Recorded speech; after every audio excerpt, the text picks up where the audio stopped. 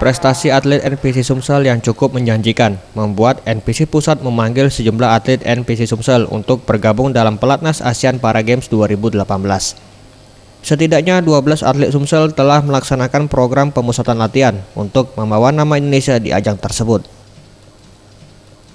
Ketua NPC Sumsel Rian Yohari mengatakan, dalam waktu dekat NPC Sumsel akan menambah kuota atlet yang mengikuti Pelatnas dengan total 15 atlet, karena di bulan April akan mengirim 8 atlet untuk kembali mengikuti Pelatnas.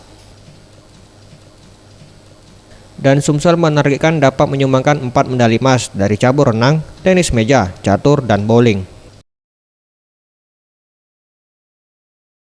Di Pelatnas sekarang ada 12, 14 sama pelatih. Tapi insya Allah ini kan ada seleksi tambahan di akhir bulan 3 ini. Kita akan mengirim sekitar 8 atlet untuk ikut seleksi. Jadi kami berjuang maksimal 15 atlet yang masuk di Pelatnas Asian Para Games. Sumsel mengandalkan MB Jita dan Jendi Panggabean di cabur renang karena kedua atlet tersebut dalam kondisi puncak. Setidaknya sebanyak 5 medali emas berhasil dibawa pulang dalam ajang Asian Para Games tahun lalu. Tim Liputan Sriwijaya TV.